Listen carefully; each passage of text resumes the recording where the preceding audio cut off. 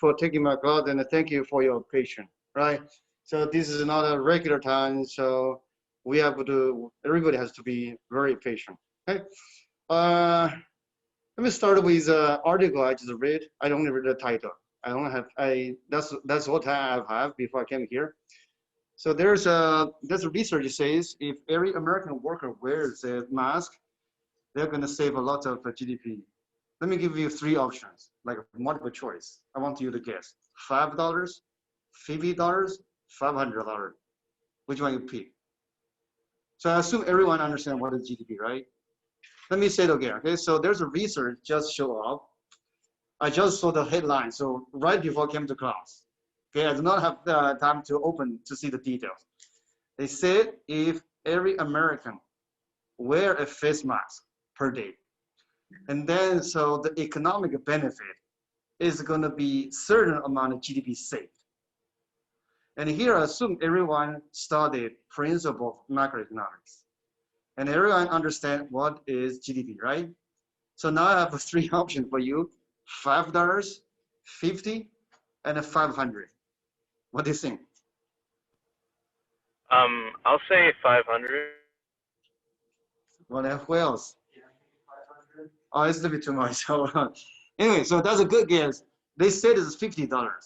But on my way to the classroom, I was doing my calculation. So $50, so that means I need to read the article myself. $50 is per day or per year. It seems like per year is probably too much. I'm not sure. It's per year. That means it's convert into 15,000 per year, right?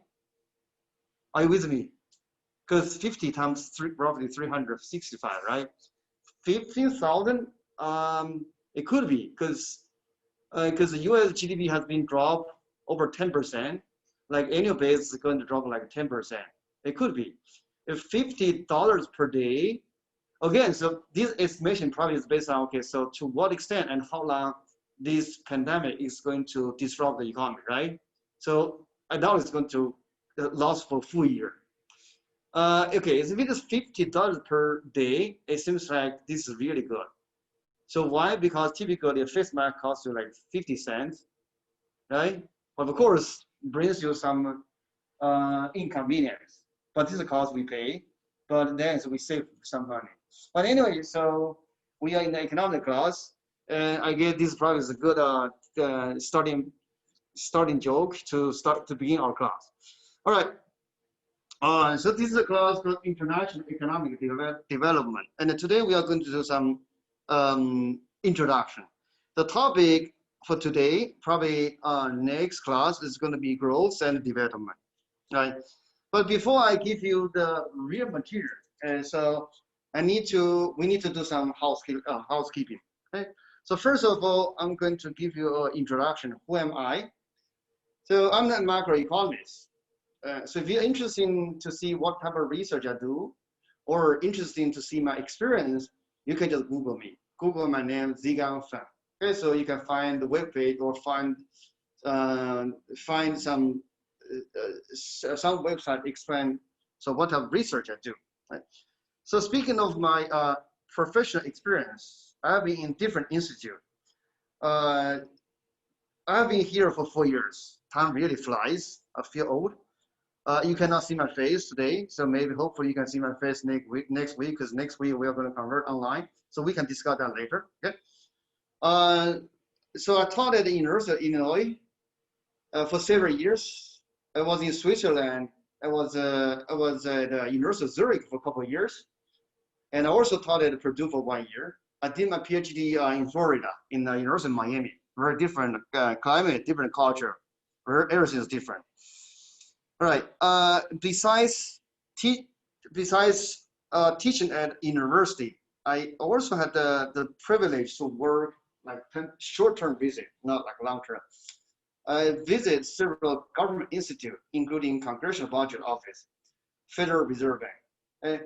So this is like upper level class. I don't need to explain to you what those agencies are, right? Okay.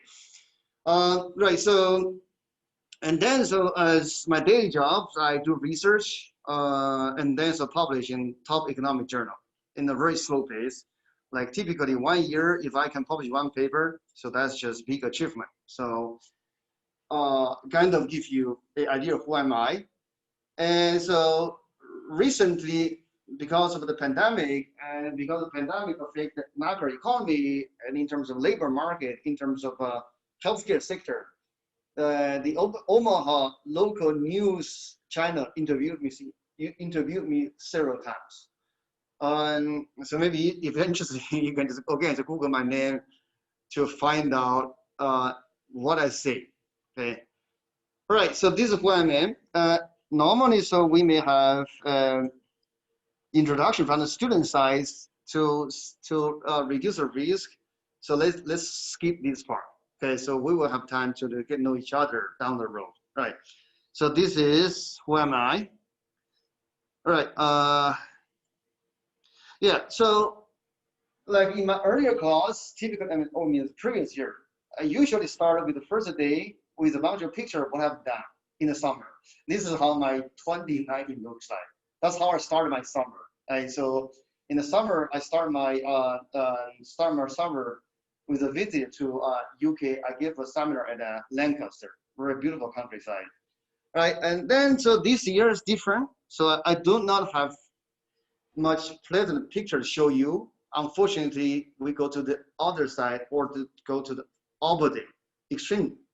So I'm going to show you some statistics regarding to pandemic.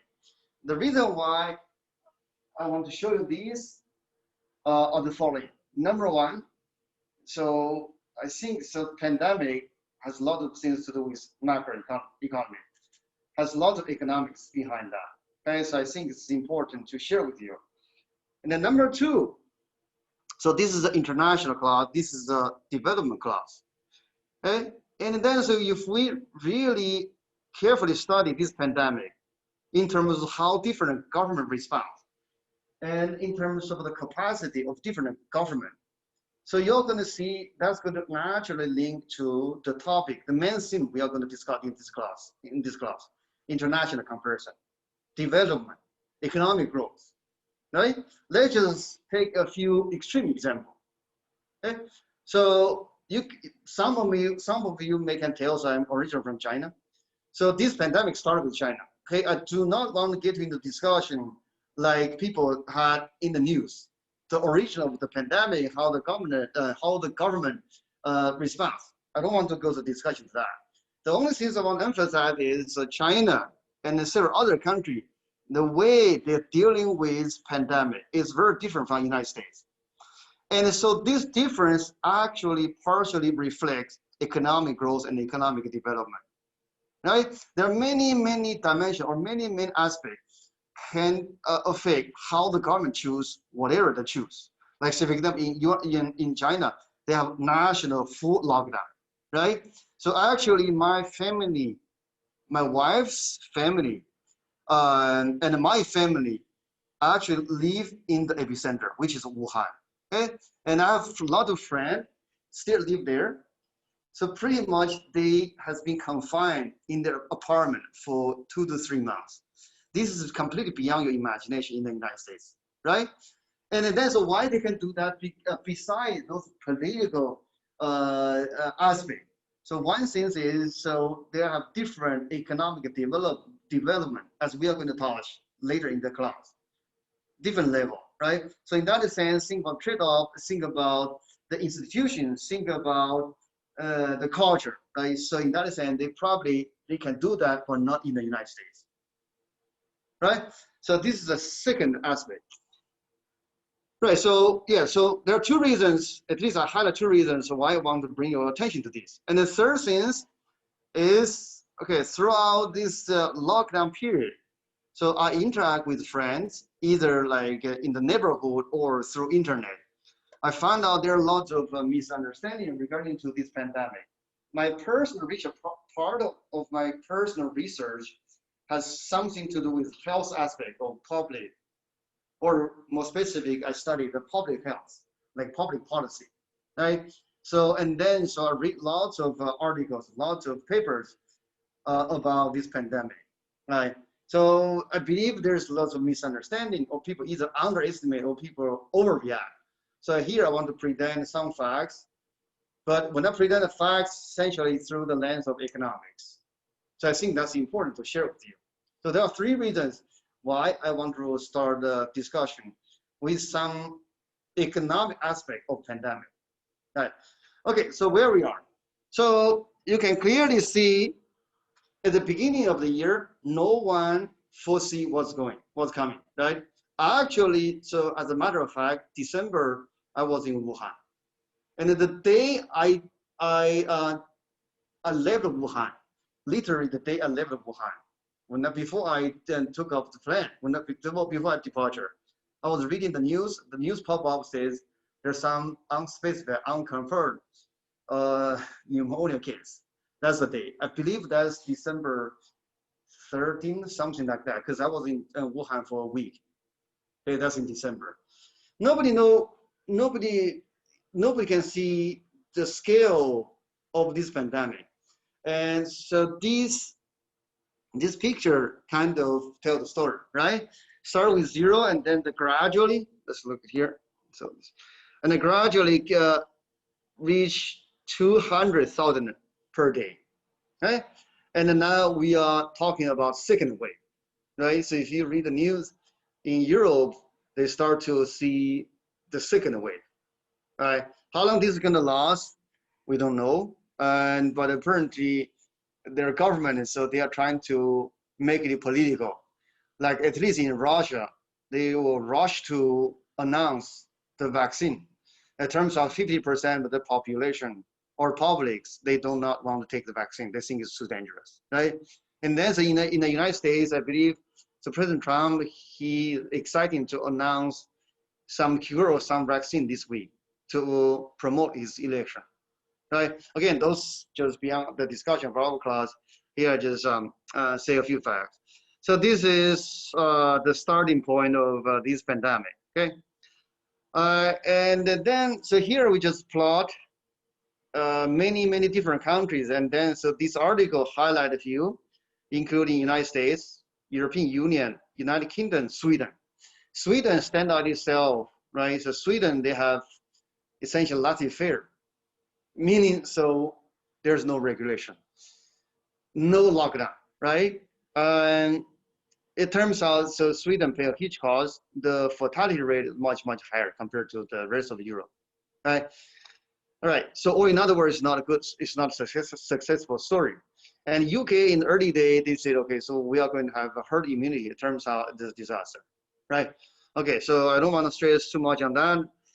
So just in case some students haven't read this international aspect of this pandemic, and they just show you what happens, right? Now, okay, so this similar but just different aspect. They just look at death, right? This COVID-19 deaths, right? Okay. Now go to the economics. What we have here, on the horizontal line, so we start from 2016, I believe. This 2017, and this probably 2016. Okay, till now. So actually here, at the end of 2019, so the sentiment of the public is very rosy. The market is very optimistic. Everyone are very excited, right? But of course, there are economists who were worried about the economy, including me. But we were not worried about virus because we are not that smart. So I mean, it's impossible for someone to foresee. Yes, Bill Gates claims, so he said, okay, eventually come. So there are many experts say it will come, but we do not know it comes so soon or come in this time, right? And at December or the end of 2019, people worries about the economy. What they worry about is because so the U.S. economy has been experiencing the longest expansion in history. So this expansion started 2009. That's after the financial crisis, right? And you can see from here. So the job creation increased steadily, right? Or in other words, every week every month, every year, we are adding new jobs. We are adding more jobs to the market. Okay, so everything looks very good, but then suddenly there's a collapse. Right? Instead of creating jobs, so from here to here is close to 20 million. Suddenly overnight, 20 million people or even more. I think at the end, at the peak of the day, is total close to 40 million Americans lost their job. Right? I don't need to explain to you so why they lost job, right? Because again, this is electric cost. Essentially, this is the way how we slow down the spread of the disease, right? Of course, there's a trade-off, okay? But this is economic cost we have to pay, and this is a scale of the cost. There's a collapse, and then gradually there's a peak off, was very slow. Okay? Another aspect to look at this pandemic is look at unemployment rate. Right? Here, this is what I said, 2009, we were in a big recession. This recession was the worst since Great Depression. And after that, there's a longest expansion. Okay? So from 2009 to 2019, it's 10 years. And then suddenly the pandemic hits, and then so the unemployment rate approach 15%, and then so decline. Okay? Why the number declined is because the economy starts to open up. All right? But then, so what happened next, we do not know. There are different possibilities or different projections. It could be, it may pick up again, or it may go down, or it may, like a W shapes recovery. We don't know. So this largely depending on how fast, how effective we can find a cure. And also largely depending on how we respond, right? To what extent we can pay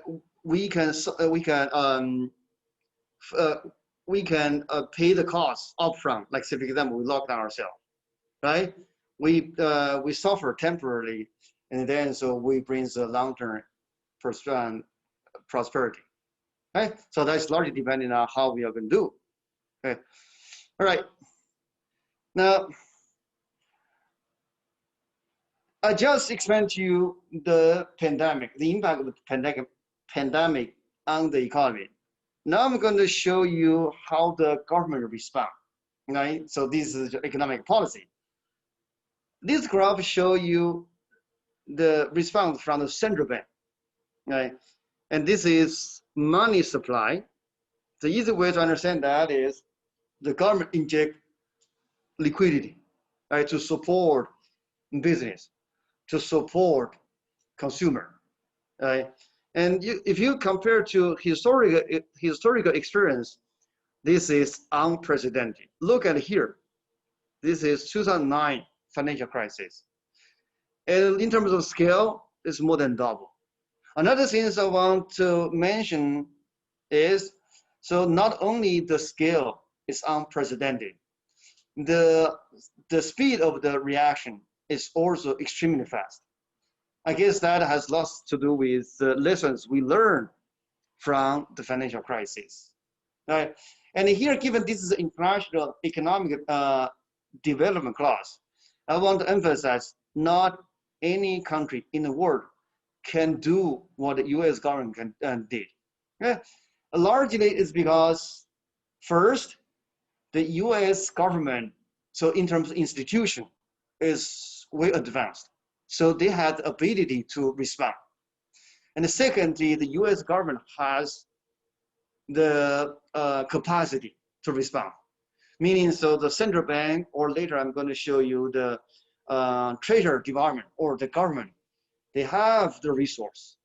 Not only they have the institution to respond quickly, they also need to have the capacity to spend the money, right?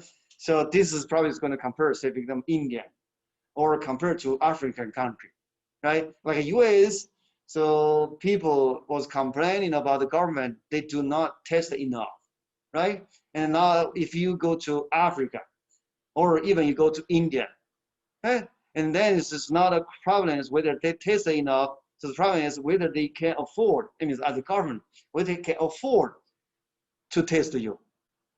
But the US is what? It's okay, the government, they can afford to test you, but they may want to do something else, either for political reason or for whatever other reason they have. Okay, so just keep that in mind. Now, this support from the government comes with the cost, and this is economic cost. What I'm showing here is, so in 2020, this estimated budget deficit. And what is budget deficit? Essentially is the shortfall between what you earn and how the government can earn essentially through tax, right? And versus what you must spend. And then the government, what the government can spend. So say for example, so they have to pay the unemployment benefit. Say for example, they have to spend the money to advance the discovery of new vaccine, right? So they need to put money on R&D, right? So those are the government spending. And then so you can see, so 2020, this is estimated, but actual budget deficit, it could be much higher compared to this estimated number, right? So this number is higher than the sum of the previous 6 years. It's very unprecedented.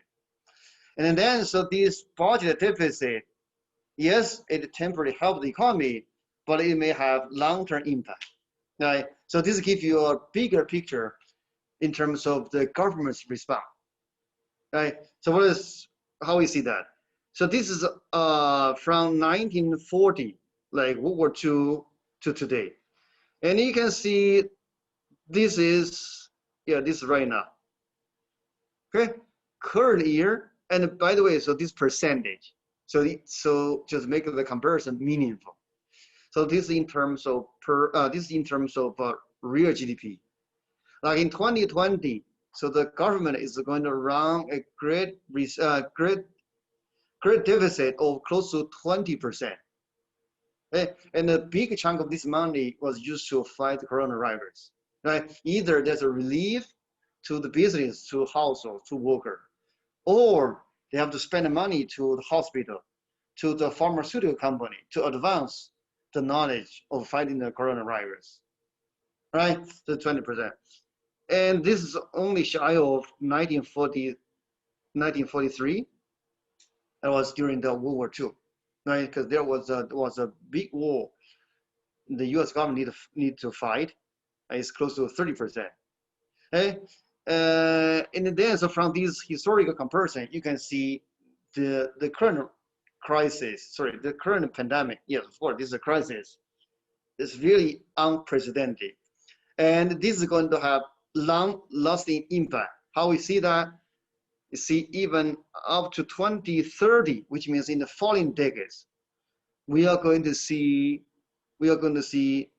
accumulation of government deficit. And this is going to naturally translate into what? Into debt, right? So debt is going to be a burden for the future generation. Okay, this is particularly relevant for younger folks like you guys, right? Because eventually, so this debt has to be paid out by either inflation or higher tax. All right, okay, and other things again. So this is an international development clause. I want to emphasize. So whatsoever I've shown you is what a typical advanced economy did, because they have the institution, because they have the capacity, right? Not every other country. Like, again, use India as an example. Even though they want to run deficit, they may not have the capacity. Why? This is because, just imagine, so the US government run deficit. How they can run deficit? They must borrow, right? Just think about yourself. Like, for example, if I want to buy a big house or buy a fancy car, I'm going to take loans, right? And the same for the government. Okay? But then, so if you want to take loans of the government, you must sell your bond. When you sell your bond, and then there's an interest rate, right? Okay. Now think about individual. If I'm the poor janitor, my credit score was okay or even crappy, compared to a professor who makes handsome money and who has a stable job. Who do you think have a higher interest rate? Probably the janitor, right? And similar, that's true if you compare to the country, like the United States versus India. Okay? And then the Indian government is going to have hard time to borrow money to what? To finance this deficit, right? And then so this case is even worse for African country. So this is on top of existing economy. Now think about, so this pandemic has a contractionary impact on the economy, meaning labor market has lots of unemployment. The economic activity slowed down. Okay? And those developing countries, that's the main object we are going to study in this class. Those developing countries typically relies on external financing, either through foreign direct investment or through loans from advanced country. To what? To finance their infrastructure investment so that they can catch up with advanced economy. What that means is, more specific, say for example, African country, they take loans from World Bank or they borrow from US government to build up their highway system, to build their airport, to build their what they call the internet, right? And so suddenly there is a pandemic, and then their ability to pay off their interest rate is going to reduce, and then they may have a solvency issue. Right? Just think about yourself or think about individual, right? So if I suddenly I lost my job and I cannot pay my mortgage on time, and then so the bank may force me to foreclose, right? And then I lose my house, even though I can stay with my house, and then so I'm kind of financially squeezed. This is going to happen. Same thing is going to happen to a country. All right, but in terms of individuals, we talk about poor or less educated people. And in terms of the country, in the language of the subject of this class, we are talking about developing country. All right, so this is kind of the impact of this pandemic and how that affect different country. Right? Okay, so I'm going to stop this part with a few facts on COVID-19. Not sure you know this, but I find that most of my neighbor, they seem like not aware of this issue. Okay. All right. Few things I want to emphasize. Number one, many people think COVID-19 is just regular flu. It's not. You're going to see here. This is a comparison of the fatality rate between flu versus COVID-19. Okay. Let's look at different age group. Typically, the news says, oh, so old folks, they are more problematic. Right? Yeah, that's true, right? So if you're 65 and older, so flu, almost with 1% of chance, you will be killed. And with COVID-19, close to 15%. You can do the math, it's 20 times, right? It's number one. And then even you look at younger folks, like say you guys, right? So this is between 18 to 49. I guess your average age is probably like 20. So flu is 0.02%. And if you look at COVID-19 is 0.2%. Is 10 times. You can see the difference is significant across board. So this is one thing, one difference. The second difference is this is what we call R naught number. And what is that? Essentially, that just tells you how easy the disease can spread. All right. So the flu typically is spread to 1.3 per infected person. If I caught the flu, so I probably throughout the time period, throughout the course of the infection, so I only spread the disease to 1.5 person average. But for COVID-19, is between 2 and 2.5. So this small number, when we add up over time, is exponential difference. Or in other words, so without restriction, so COVID-19 is going to grow exponentially compared with the flu. Right? And then so with the difference in mortality rate, without control or without government intervention, you're going to see the COVID-19 is going to kill way more people. It's way more deadly. Okay, the damage is way more significant. All right. Another thing I want to share with you is, so in the morning I was reading newspaper, they say, so Hong Kong just confirmed a young and healthy individual reinfected. So this individual was discharged, was recovered 4 months ago.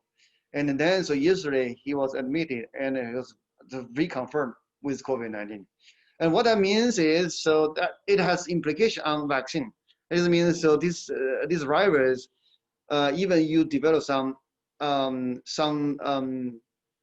antibody, it's probably only good for a couple of months, not lifetime. All right. So let's pray for the best, wish the science can help us. But for now, let's be cautious, be safe, right?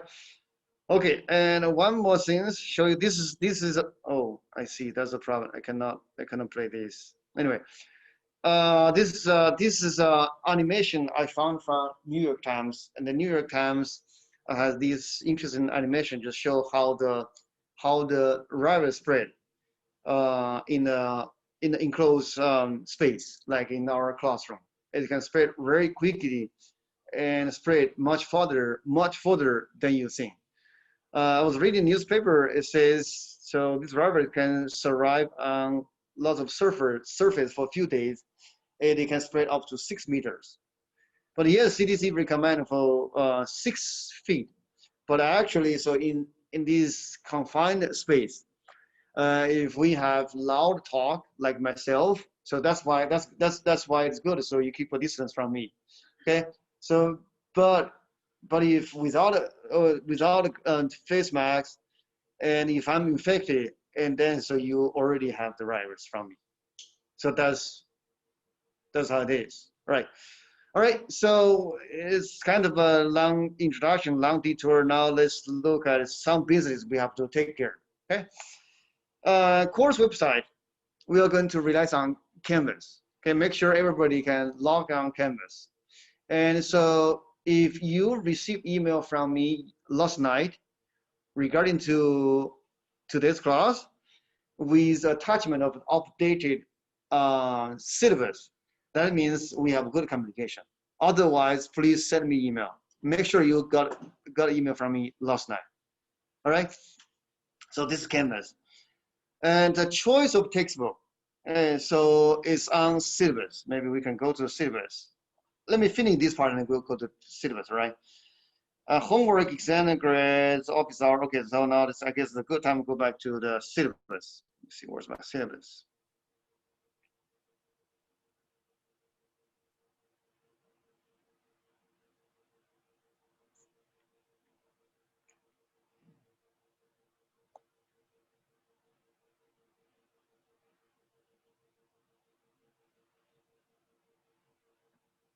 Any question from online session? No? All right, so this is a textbook. This is a recommend textbook.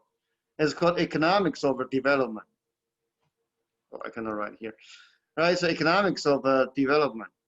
All right, so you can use an older version. It doesn't hurt. And then, so there's a bunch of reference books. So all of them should available in the library. All right, so now if we go to the last page of the syllabus, so this is our agenda. All right, first, today, so we are going to have in person, and then starting from next week, we are going to do remote. Okay, if someone have hard time to find quiet place to study, it is possible. Like in my house, we have 2 kids, right? It's very difficult to find a quiet place to concentrate. If you have a hard time to find a quiet place, so even though we move to remote, this classroom is still reserved for us. If you want, you can come to here, all right? If you have a group, so maybe what you can do is you can use this computer to log into Zoom, and then so you just watch the video. Does that make sense? So what you're gonna see, or what is gonna experience pretty much like what you experience today without a person sitting here. All right? If someone, so you really feel you need a space to study. And again, so this room is reserved. Probably, okay, sorry. Next week, we probably just go to our regular meeting room. All right? And then so you can go to our regular meeting room. Either you use your own laptop or you want to have an immersive feeling. You can just log on the Zoom to see from the projector. All right? Let me know what's your preference. Okay. Okay, so this is our schedule. And from the schedule, well, from the schedule, we see, you're gonna see we have 3 homework, 1, 2, and 3. Okay? And homework is already online, right? And so the way we turn in our homework is you tap and then you submit. All right? Is it clear? Okay.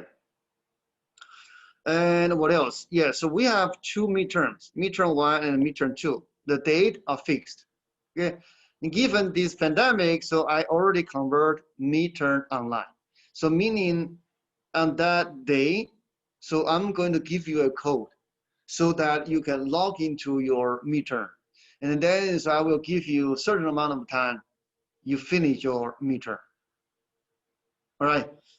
And what else? Yes, and then so this class, we have a final, but the final is not a exam. The final is going to be a paper. So this is going to have 3 parts.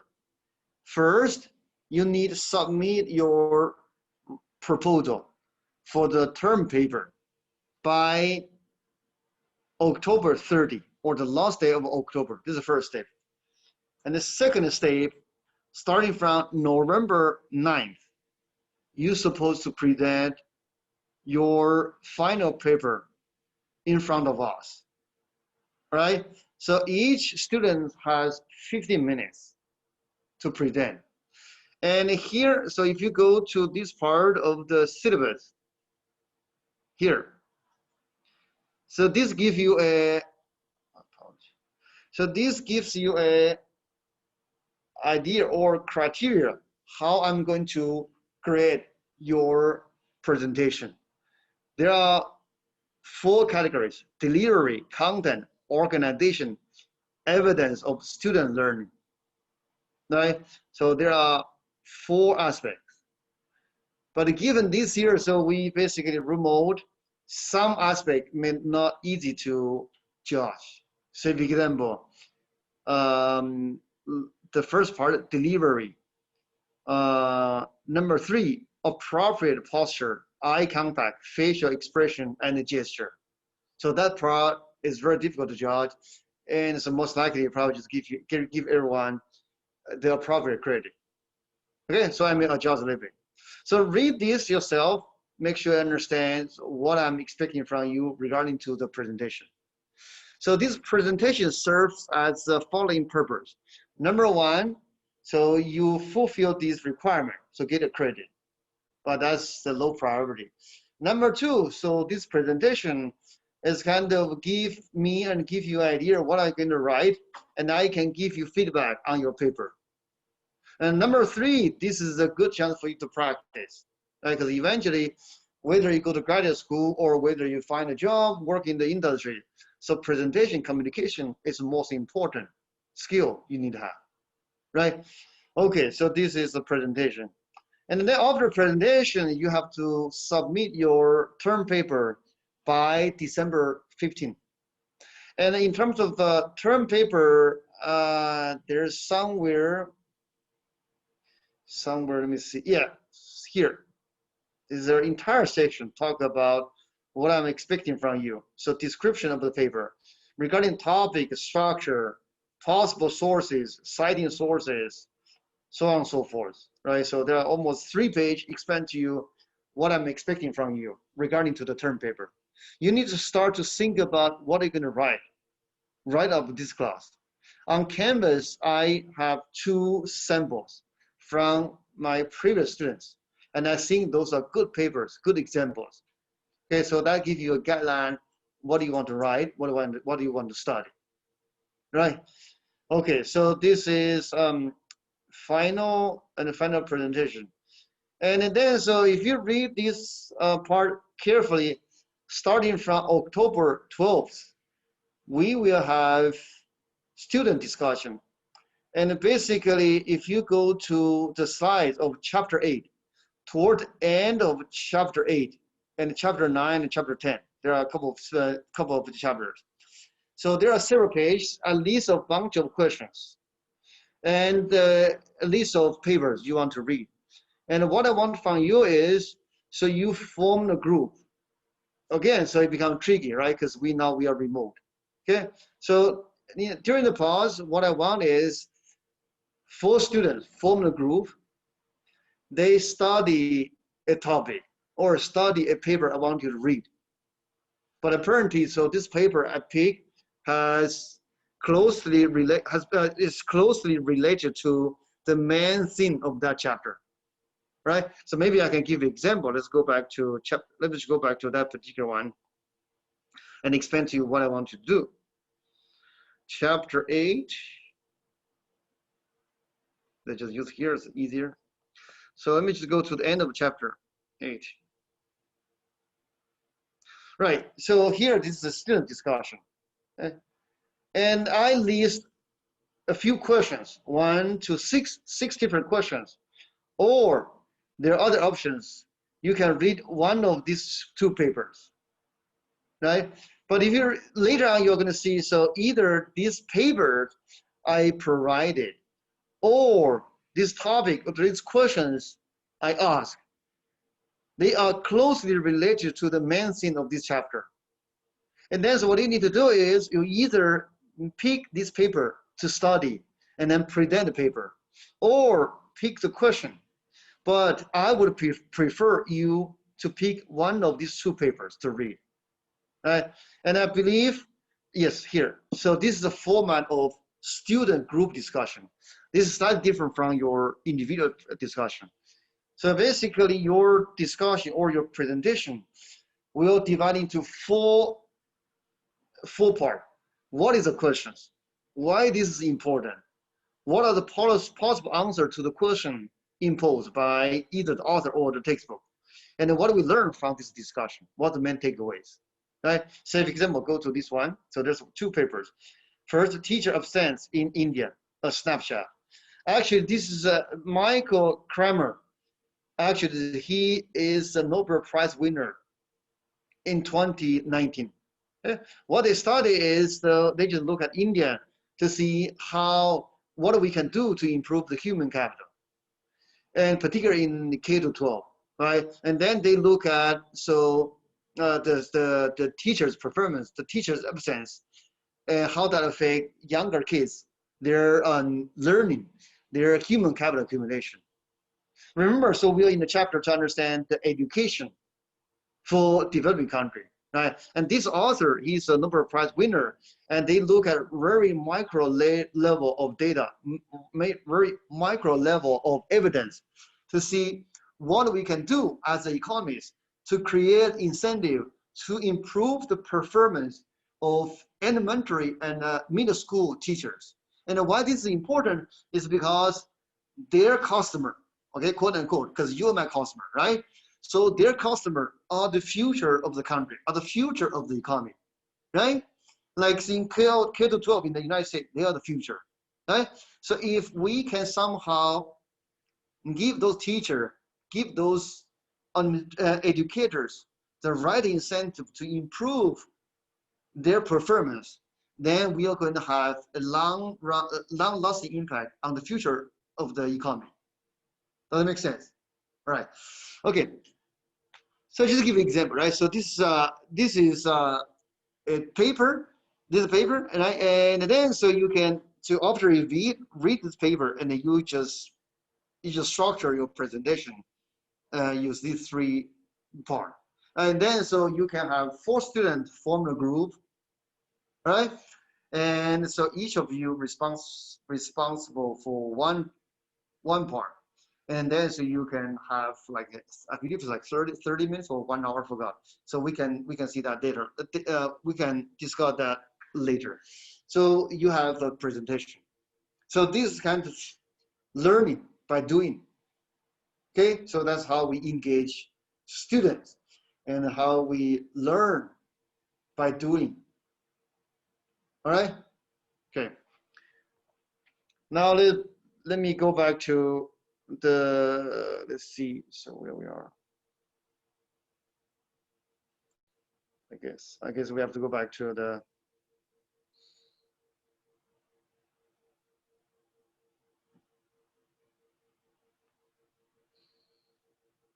go back to syllabus again.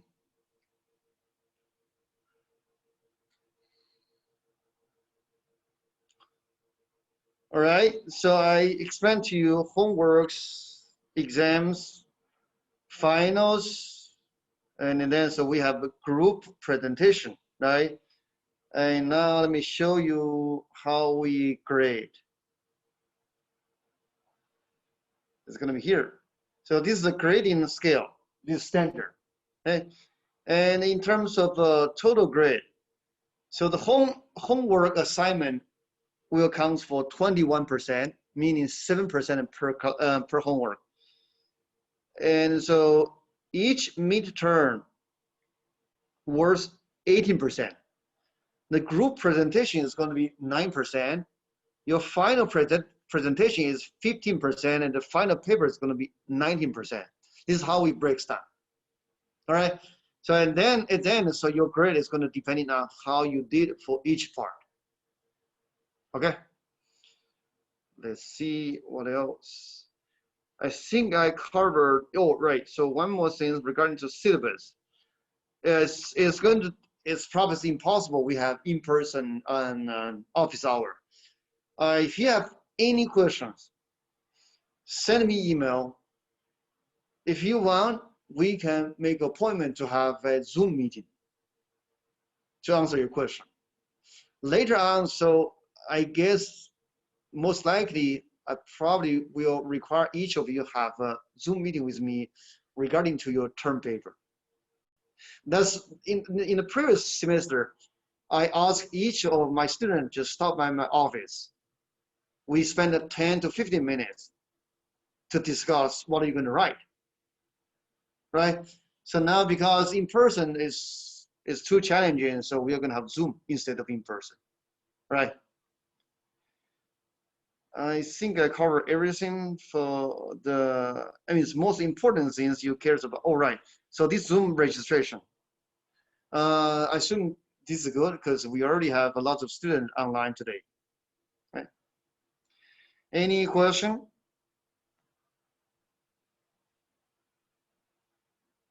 No?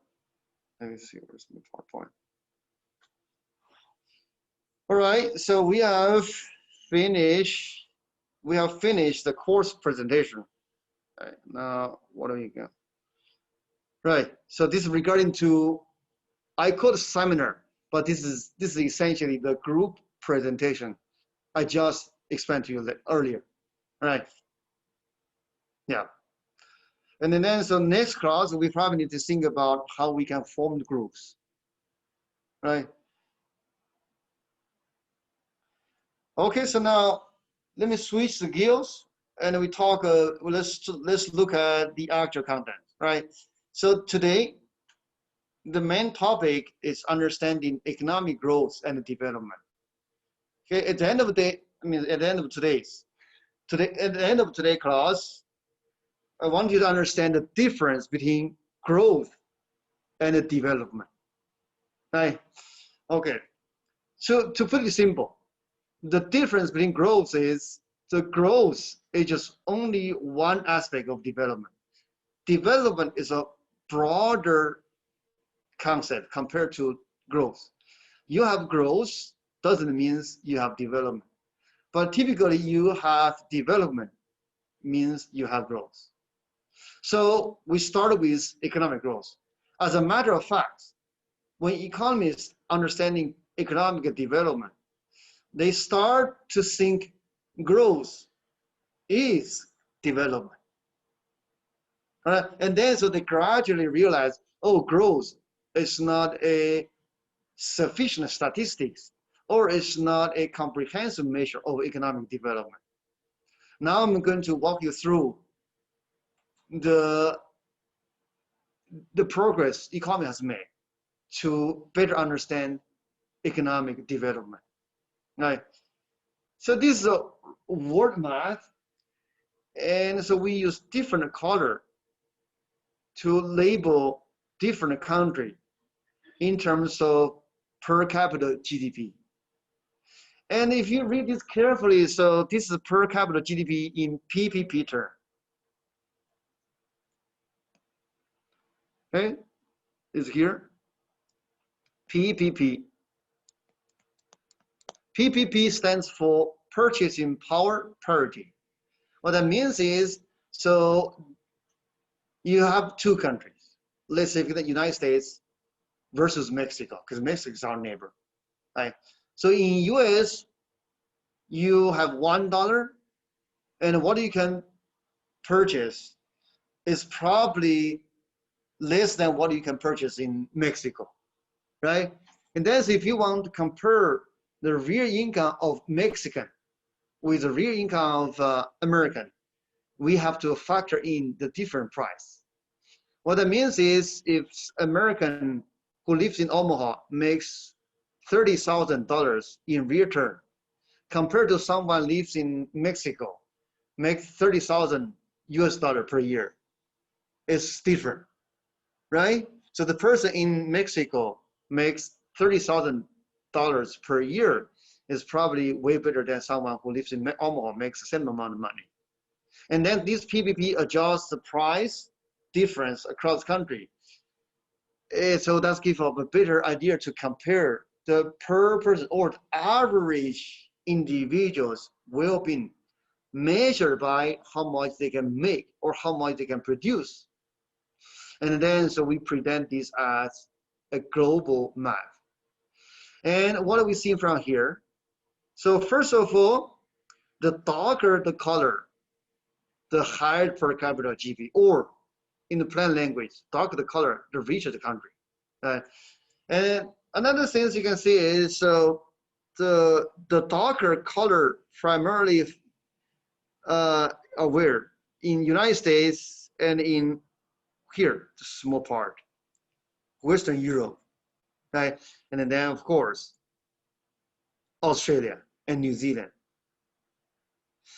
And on other end of the spectrum, so there are lots of countries who are very light, meaning they are very poor, right? They are in Africa, they are in Asia, right? Okay, so this just gives you a big picture of first glance of the economic performance difference, divergence between countries, right? And this is another version of the same picture. This is what happened during the night. And why this is a better version. So the light essentially is an indicator of the economic activity, is an indicator of fluence, right? If you have lighter night, probably most likely, almost for sure, so you are more fluent, right? And you can see, so here, just give you a bigger picture, like even you in the United States, so you can see most of the wealth concentrated in the coast area. But yes, of course, we have to factor in the density of the population, right? And then so you can see the same things happen in Western Europe. Okay. Now I believe have this more interesting picture, right? So now here, what we are comparing is North Korea versus South Korea, right? So they used to be a united country, right? And then so they were divided, and they have different institutions, they have different system, they have different ideology, and they have different economic story, and they have different level of economic growth or economic development. And this picture is better than 1,000 words. During the night, almost entire North Korea is in dark, but not in South Korea. Right? Okay. Now this is another animation. So give you a further sense in terms of the divergence of economic development across country. And if you watch this carefully, so what is showing you? Look at the bottom, right? So the bottom just in the bottom, So it just indicate, um, right? So less than $1 per day. That's a fraction of people lives under $1, and then it's a fraction of people live under $10. Now it's a fraction of people who lives between $10 and $20. Now it's a fraction of people live between 20 and 50. Or in other words, once we move along the animation, meaning so we are looking at the fraction of the population getting richer and richer. When we started, this is just fraction of people are poor. And then you can see, so in the United States, if you compare it to the worldwide, so the United States has smaller fraction of people who are living under poverty, right? Can you see that? Okay. So later on, we are going to have a chapter to understand inequality, but essentially this is inequality, meaning, so inside the one country, so you have people who are very poor. On the other hand, so you have people who are super rich, right? So maybe we can take a break and we come back, right? For the students who is on Zoom, so what we can do, so I'm going to leave the Zoom open and we come back in 15 minutes, right? Or we will restart at 7:15, okay? Let's go to next slide to save some.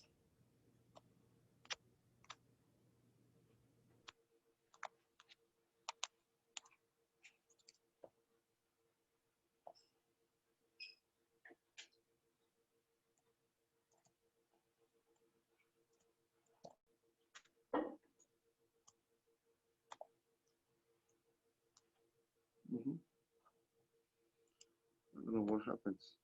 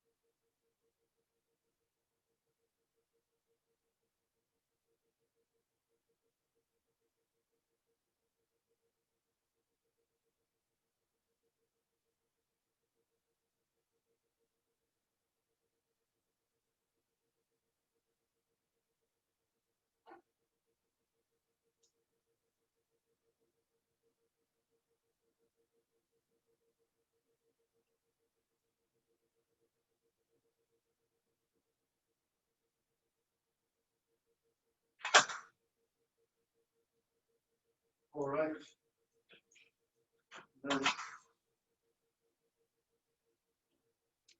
All right, so students online, so we are back. Anybody there? Yeah, I'm here. Okay. All right, so anyway, so if you miss part of the discussion, so you will watch that later.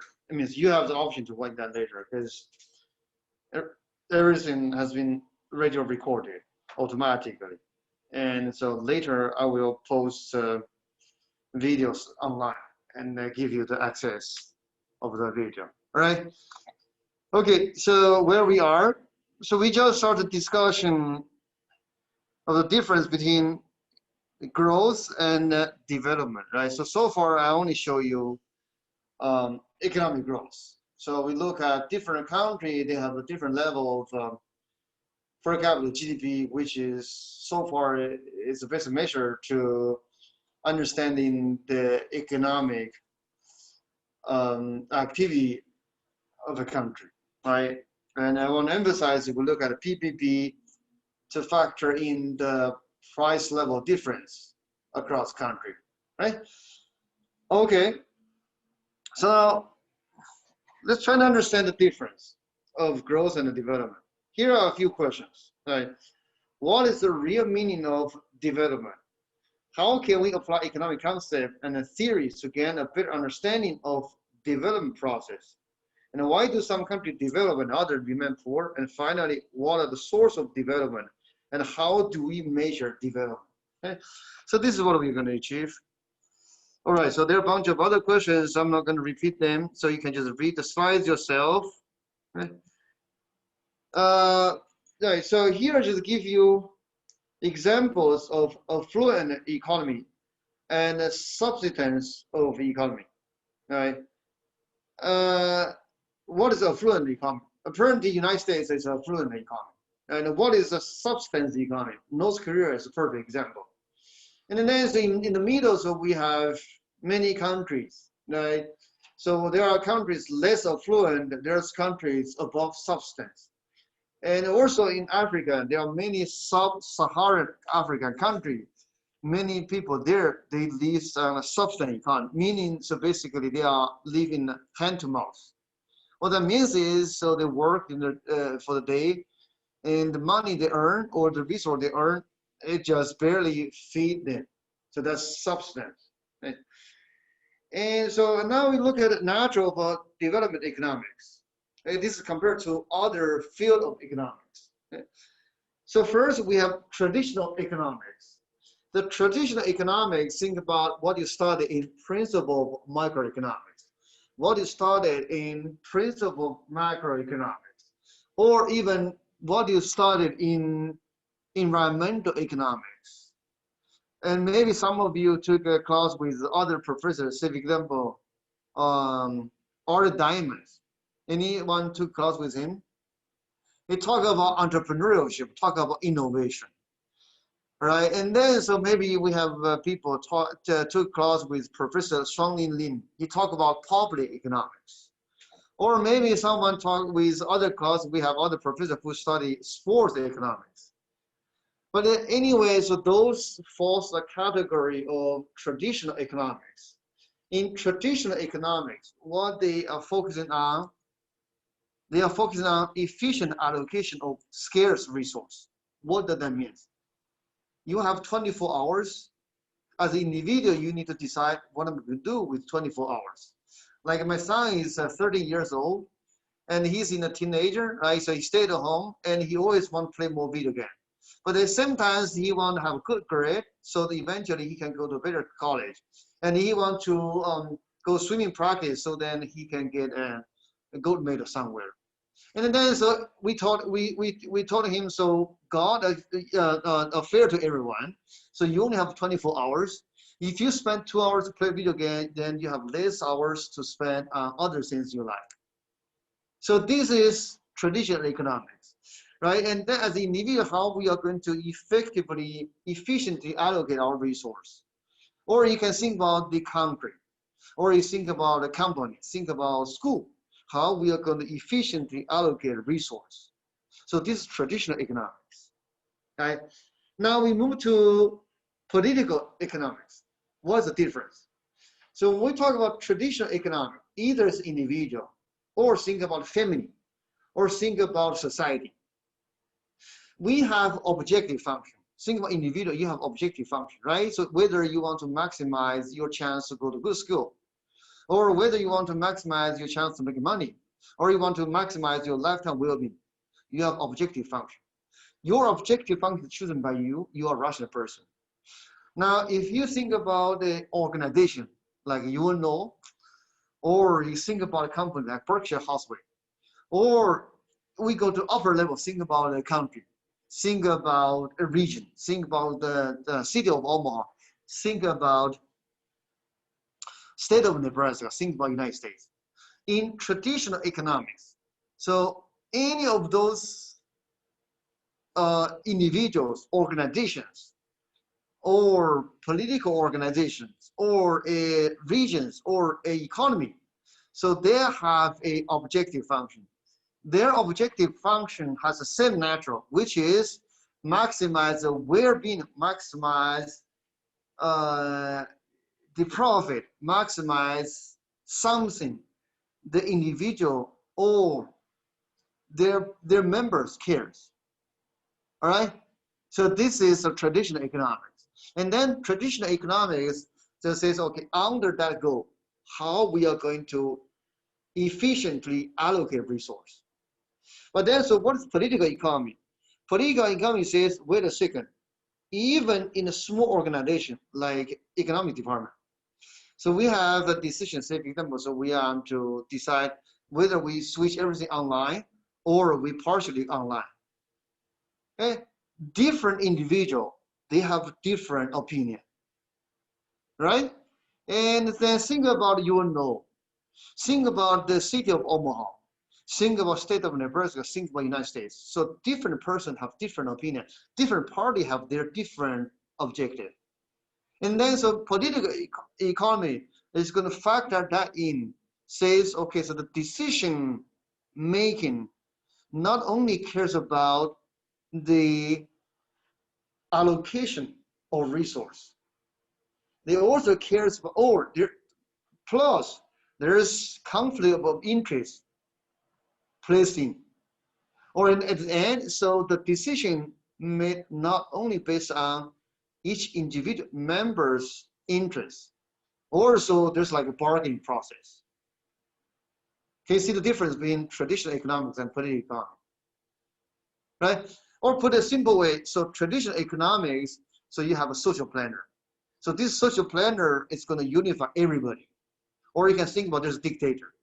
No one is there, or no one has different opinion than this dictator. But in political economy, so think about United States, this is a perfect example. We have a polarized politics. We have a Republican, we have Democrats. They have different opinion, they have different objective function. Right? Yes, eventually we want to allocate a resource efficiently to produce more, to improve the well-being. But somehow they have different opinion, they have different focus. So this is political economics. And then finally, what is development economics? So development economics move one step further. Okay? They not only talk about allocation of resource, they not only talk about this social and political process, as I mentioned, or has been discussed by political economy. They look at broader sense, including role of value, attitude, institution.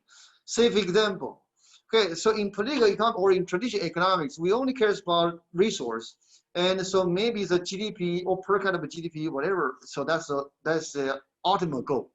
But in development economics, so we go beyond the per capita GDP, go beyond the affluence of the society or per capita, and then we talk about what we cares, like environmental issue, like inequality, like the opportunity for kids, like public health, right? Like democracy, like freedom of speech, like health, like longevity, like how we are going to dealing with pandemic, right? So think about, so in the United States, not everyone get the same treatment if we have pandemic, right? Like here, so we do not have the opportunity to test.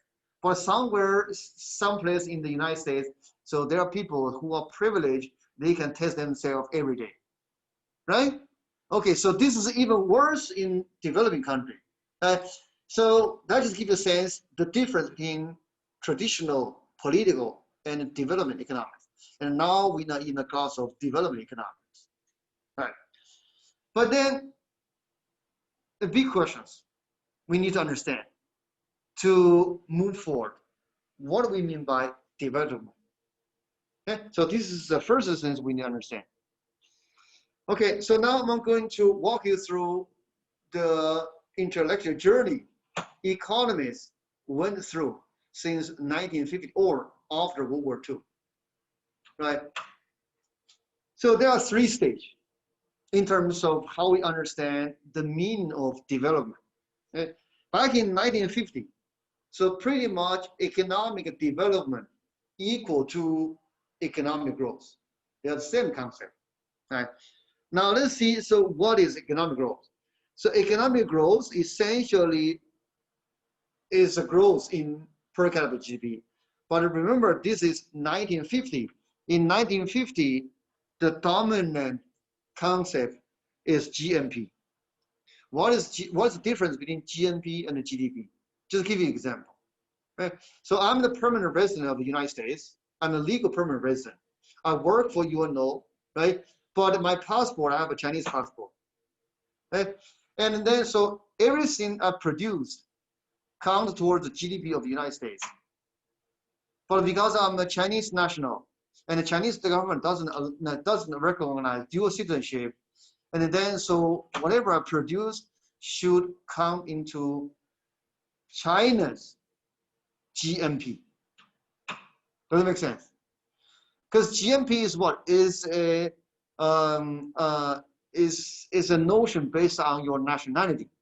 GDP is a notion based on geography, like in certain region, certain time, how much you will produce. The reason why they use GNP is back in 1950. So the immigration is not as we experience today. Or that's the first stage how we understand macroeconomics.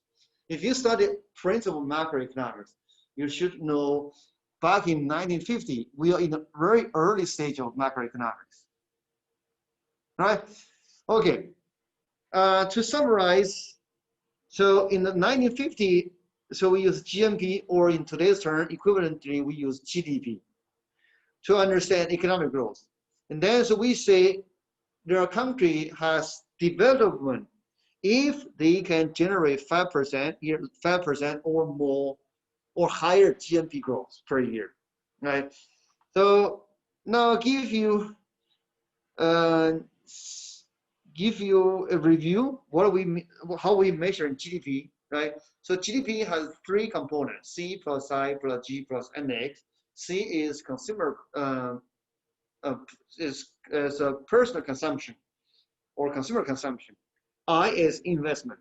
G is government spending, and NX is net export, right? So here I just give you the difference between GNP and GDP. So GNP equal to GDP plus net factor income from abroad, right? Like use the example I just gave to you. So GNP of China should include GDP that produced domestically plus net factor income from abroad, because I should be considered as Chinese national in their accounting, right? Okay, so this is 1950, right? And here, so we have some detailed definition, per capita GDP. First of all, why we look at per capita GDP, is it because if you compare to a country, if you look at a total GNP or GDP, so you will have a distorted view regarding to either growth or development. Why? You can have two countries has the same size of GNP or GDP, but one country has more population And then in per capita or in real terms, so that country is less developed compared the other country has fewer population. Right? So that's why we look at per capita, number one. And secondly, we look at PPP measure. Okay, PPP measure is purchasing power parity. So we use that to factor in the price difference across country. So for example, in Mexico, haircut is cheaper, or service in general is cheaper. And in US, the high-tech products is cheaper, right? And in Mexico, higher education is cheaper. And then in US, I don't know what is cheaper. Maybe natural gas is cheaper. I don't know. Anyway, so there's different price, right? And then so we have to factor in the purchase and price difference to reflect the well-being of their individuals. Because in some sense, the first stage of the definition of economic growth is measured by each individual or average individual, their income level, the two in a crude way. Right? So then we need to factor in the population, and we need to factor in the price difference. And this slide just highlight the importance of PPP. And what is this? This is called Big Max Index. This is generated by The Economist. And this is a British magazine. So they have daily data on Big Max Index. What is Big Max Index? Because McDonald's is an international franchise. Right? It kind of represents American capitalism, right? Or American spirit. So Big Mac is assumed, so it's the same across board, right? Because they have the same ingredient. This is a chain store, so they have a standard. But the price of Big Macs is different, even though you factor in the exchange rate, find out different. So for example, if you go to Switzerland, okay, so if you convert the Swiss franc into US dollar, the same Mac you bought in Zurich, most of the times 20 times more expensive compared to what you're going to get in the United States.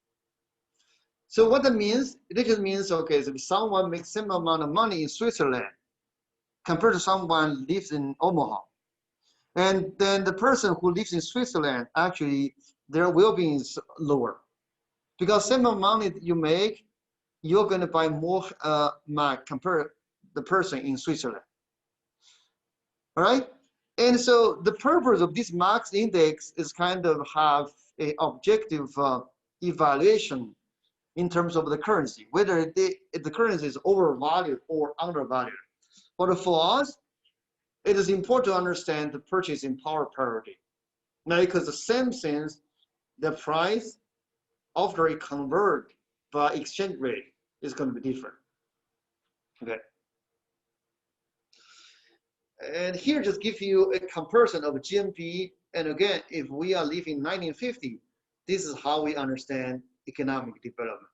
UK and the US certainly is a developed country, and Sri Lanka is a developing country or less developed country, right? Measured by GNP per capita. And here we look at two measures of GNP per capita. One is convert with exchange rate. The other is look at purchasing power parity. By looking at this column, you can clearly see US has been used as a benchmark country, right? Because the exchange rate based and the purchasing power parity based is the same, meaning we use US as a benchmark.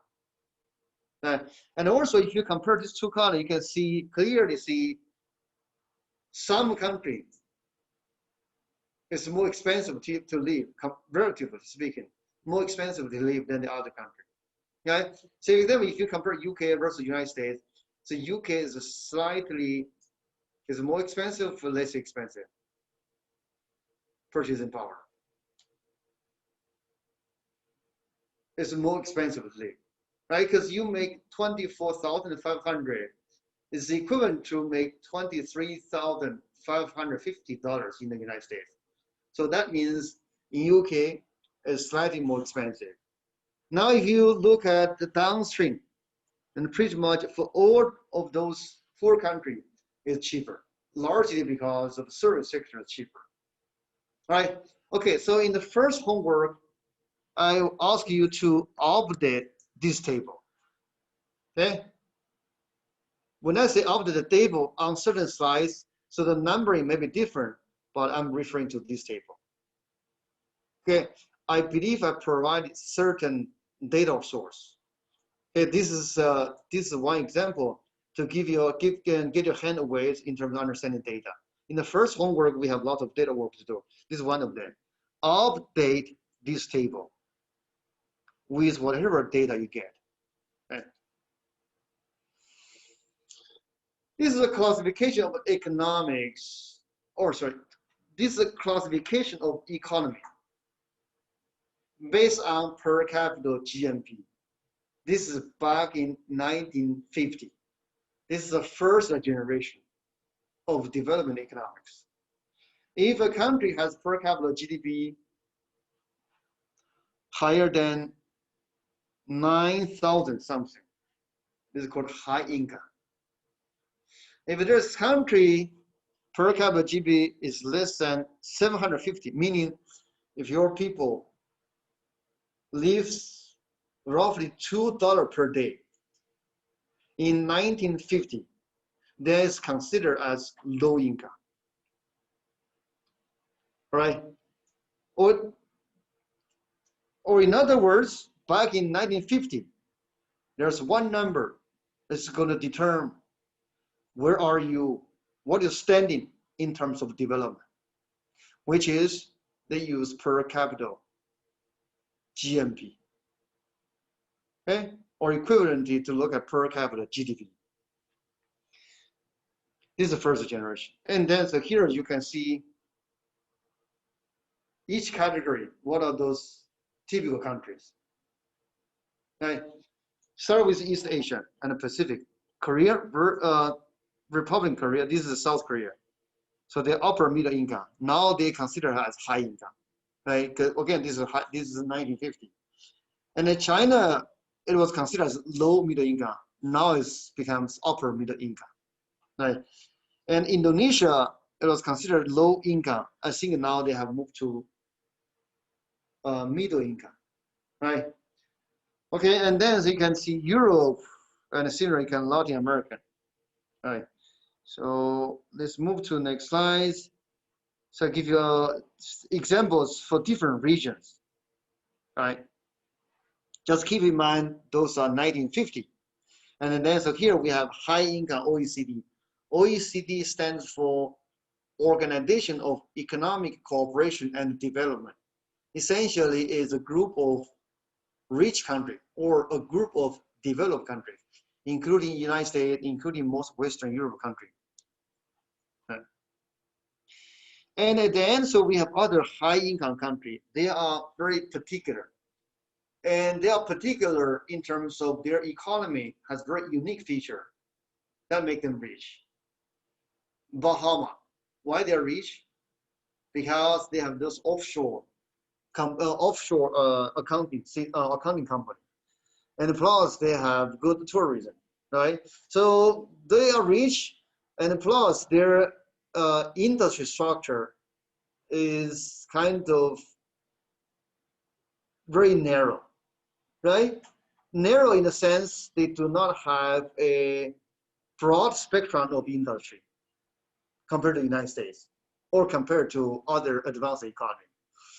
And then Kuwait, why they're rich, largely relies on what? Relies on oil, right? And Singapore, okay, they were rich, so at least back in 1950, 1960, they benefit from their specific location in this ocean transportation, right? Okay, all right. Now, let me summarize the first generation of the definition of economic development by looking at their problem. Remember, we only used one number to understand economic development, right? What are the problems? Number one this is going to underreporting income by developing country. Obviously, there's a price difference. But the other reason why it may underreport the income, this is because in developing countries, a higher fraction of economic activity is carried out in informal sector. When I say informal sector, just think about you have a pop and a mom shop. If they don't file tax return, and then everything is conducted by cash, right? Or another reason why there's underreporting of income by developing country is there are many activity happens at home. So for example, son or daughter help the parents to go to the field, to collect wheat, to raise their herds, right? Do the agriculture job basically, right? So those are not reported, those are not considered as commercial activity, right? Those are two reasons. So this may be underreporting of income. Okay. Now the second problem of this single number approach to understand economic development is that high portion of income is generated for self-consumption. What that means is, it just means, okay, so whatever they do, it is for like family consumption, not for the community, or not for society, right? Okay, third problem is price of non-tradable goods are not appropriately reflected in exchange rate. What that mean? A good example of non-tradable goods is haircut. Right? So yes, even though we know the haircut is way cheaper in Mexico City compared to in Omaha, but we do not have a good way to actually measure how cheaper they are, right? But that definitely make this per capita GDP or per capita GNP a less desirable measure for economic development, right? Now, the next problem is market are not competitive and externality are not reflected. What is externality? So these days, wearing a face mask has positive externality, right? Because by wearing a face mask, you give yourself some inconvenience. But wearing a face mask actually prevent the potential spread of the virus. You protect other people. Right? Or on the other hand, so if you're not wearing a face mask, actually there's negative externality. Right? So this is negative externality.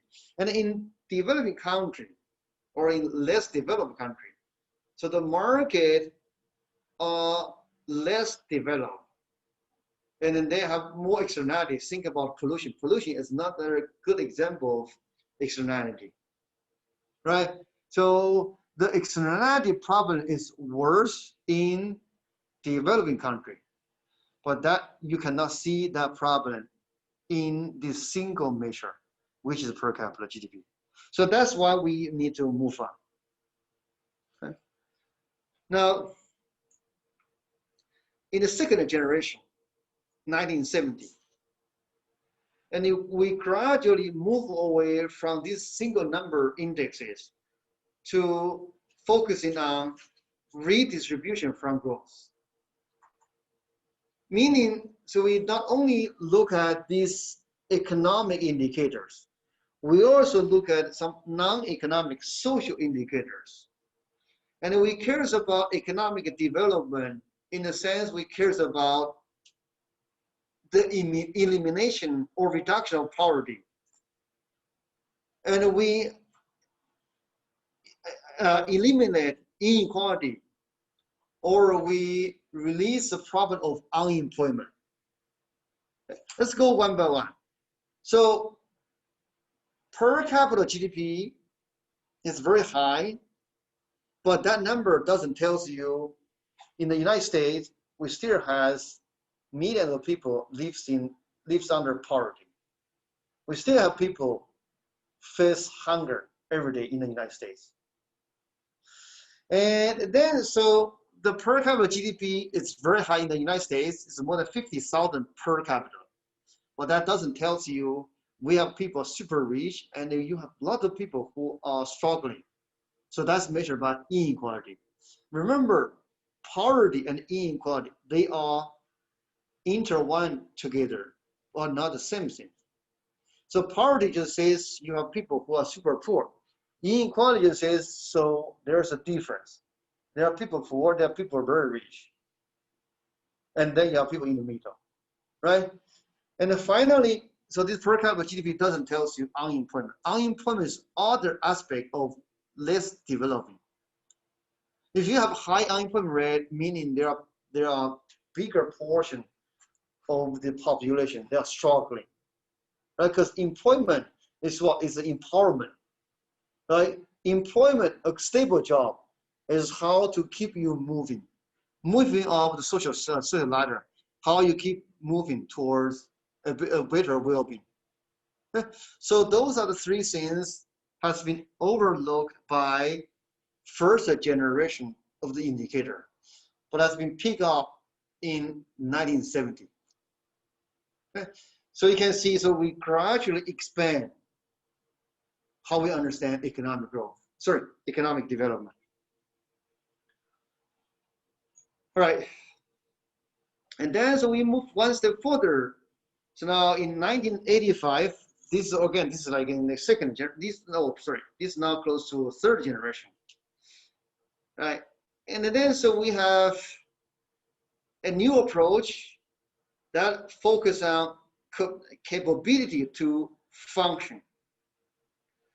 Right? So, and then so you can see here, so we expand these things even further. Now, say for example, first you have higher per capita GDP, means average people are more affluent. This is first generation. Now, second generation says, okay, so that's not enough. You need to eliminate poverty. Make sure no one is starving. And then you need to have better equality, meaning so the income gap between super rich and super poor is narrowing.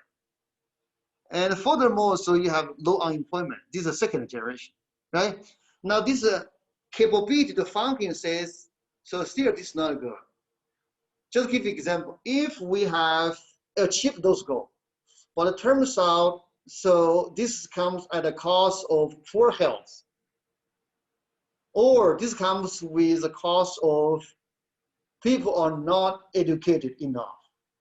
And why this could happen is because maybe when during the process of achieving those goals, you forget about or you produce many negative things toward our environment, right? Like pollution. And then this pollution is going to hurt some of our population's health. And this pollution may hurt some kids' ability to learn.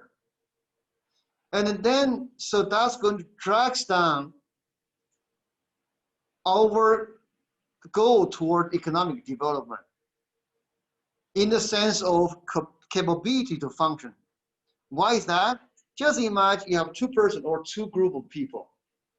They have the same level of income, same level of inequality, unemployment, so on and so forth, as we just talked about earlier. But now I'm in a poor group, so basically we are disabled, right? Or we are less educated because of the reason I just explained to you, right? Because of pollution. And then, so who do you think feel better? Or who do you think has better well-being? The group I am in or other group, they are healthier. They are better educated. Of course, the other group, right? Because even though so we have the same amount of money, we have the same level of inequality. So on that measure, we are very good.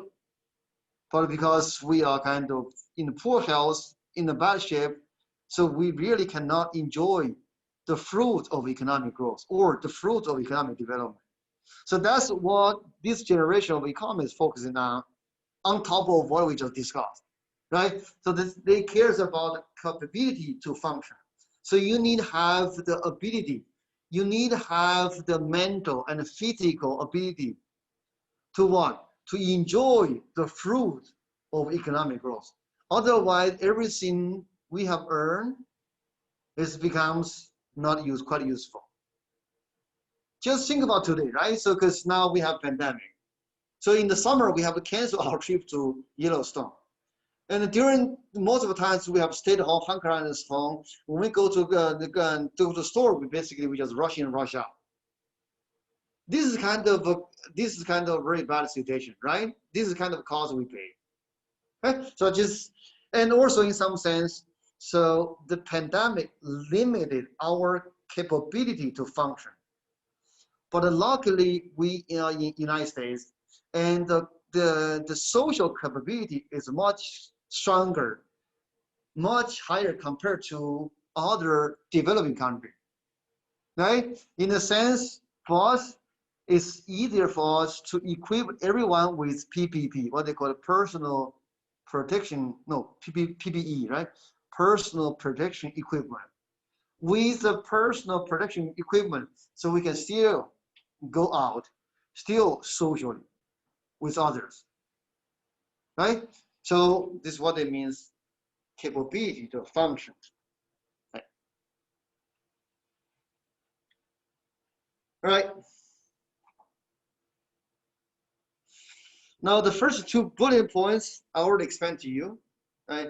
The last bullet point, essentially this idea was proposed by Dr. Sen. He's Indian, he won Nobel Prize because of his contribution in understanding economic development. Right? And he shows 5 sorts of disparity between real income and actual advantage. Or what does he mean of the capability to function? This includes personal heterogeneity. Think about health, think about your mental ability, right? And environmental diversity, social climate variation, differences in relational perspective, and finally, distribution with family. Yeah. So this is like a broad sense to measure to what extent we as an individual can enjoy or can benefit from the fruits of economic development. Not only those code number we talk about in earlier generation. Right? Finally, we go to the latest generation. Okay, that happens in 1990. So this is built on previous 2.5 generation in terms of understanding economic development. Now we start to focus on quality of life. From the name you can see, so now we have multi-dimension. Before we only cares about quantity. And in the second generation, they start to cares about what? Certain aspect of quality. Now finally, we are exclusively emphasize quality.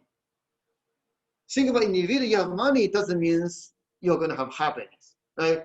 And depending on to what extent you can use your money, how you spend your money, who are you going to share with your money, right? So that's kind of a third generation. But what do we mean or how we are going to measure quality of life? That's a big question, right? We need to have a metrics to measuring quality of life. And then economy is settled, so we need to look at several aspects. We need to look at income. This is the minimum, right? That's where we start from. We start from economic growth. Income is a necessity so that you can afford higher quality. But now how we are going to measure higher quality? So now we are going to look at education. And why education matters is because education is going to improve the capacity to function. Right? If we are illiterate, right? And then so you probably cannot enjoy much as an educated person. Think about, so you probably won't derive much utility from traveling, much utility or happiness from significant reading, from watching art, from watching movies, so on and so forth. Right? Okay, so education is very important so that improves the capacity to function. And then so we need to focus on higher standard of health and nutrition. This is similar to education, but focus on physical side. Education focus on mental side, right? Health and nutrition focus on physical side. But of course, it helps education because better health and better nutrition is going to improve your ability to learn, right? And then, so we need less poverty, but that already been covered in the second generation, right? So they move beyond a single number, which is higher income. And furthermore, so cleaner environment, more equality of opportunity, right? Think about democracy, think about your ability to move up. And finally, greater individual freedom and richer cultural life. Those measures, those are important for the quality of your life, right? Okay. So now we can summarize what factors is going to contribute towards improvement of quality of life. So we have economic factor and non-economic factor. So economic factor includes capital, labor, natural resources, technology, and established market. So those are important for economic growth. And actually later on, we are going to have a chapter to understand what determines economic growth. Now we have non-economic factor. Right? So first, attitude towards life and work. And then we have public and private structures, cultural tradition, system of land tenures, property rights, and integrity of government agencies. So those things are going to promote long-term economic growth and it brings us higher quality of life. All right. And finally, so we have a definition of economic growth. Development is a multi-dimensional process involving changes in social structure. Sorry. Popular attitudes, national institutes, as well as acceleration of economic growth. See, that's first generation. Reduction of inequality and eradication of poverty. See, that's the second generation.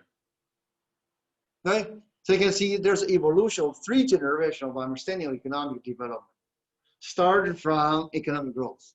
And then gradually we add additional standards.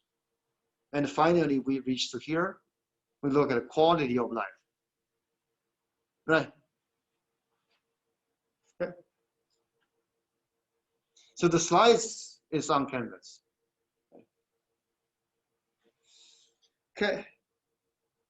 And to understand this definition, so development is both a physical reality, pretty much measured by economic growth, and a state of mind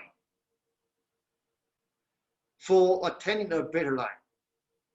Now, the state of mind is how you feel, measured by social indicators, right? And then there are 3 basic core values of particular guidelines for understanding development. First is substance. That's linked to economic growth because you need certain amount of resource you can allocate. Second is self-esteem. So you have opportunity. You have the function, you have the ability to function, like education helps. So yourself feel good. And then higher level is freedom. Okay, so you have opportunity to speak up, you have the opportunity to move, both physically and then socially. Right?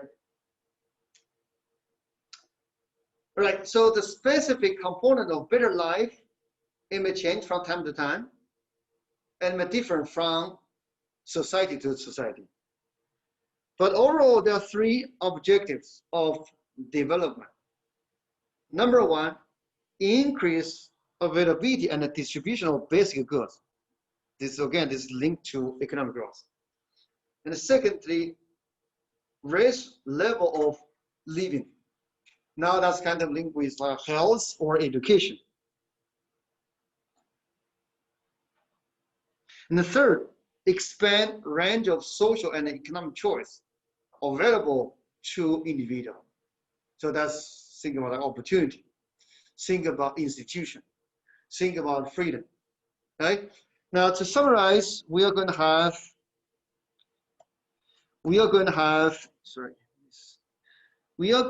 a human development index. So this is a metric to measuring economic development based on the notion we just discussed. Right? And this HDI was initiated in 1990 and proposed by United Nations Development Program. Right? And so in this HDI, they have three goals. Longevity here, knowledge, and the standard of living. Right? For each individual country or each individual economy, in order to measuring your HDI, so we look at each of them, look at income index. That goes to the standard of living. We look at life expectancy index. That goes to longevity, kind of measuring public health. And then finally, we look at education. So that goes to knowledge. And then why they look at these three particular things? Start with income. It is important, starting from the first generation, right? Because you need a resource to spend. And the second is life expectancy. That's kind of the quality of life, right? So if you have a very short lifespan, even though you make a lot of money, and you're probably not going to be happy. And then finally, education. It measures both the ability to function and measuring the freedom, right? Why is that? Because education gives you the ability to appreciate or to enjoy the fruits of economic growth. Education also gives you the ability to move on, right? So that's why they look at these three things. And then based on these three things, we can look at different countries, their standing. And here, so we look at three particular countries, Tanzania, Turkey, and Canada. And we look at HDI, okay?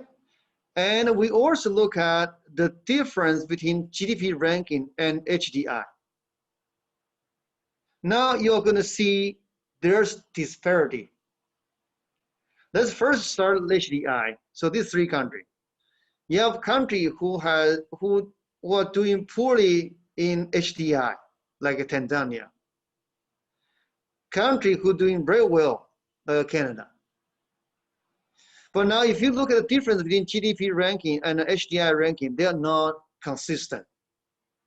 What that means is you have a country who doing very well in GDP, like a Turkey, but the HDI can be very low.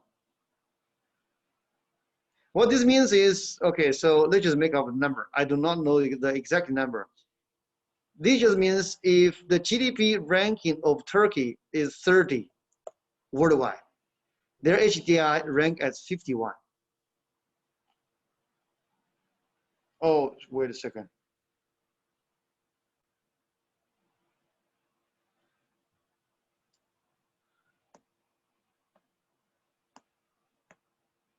So Turkey, so if their GDP ranking is 30,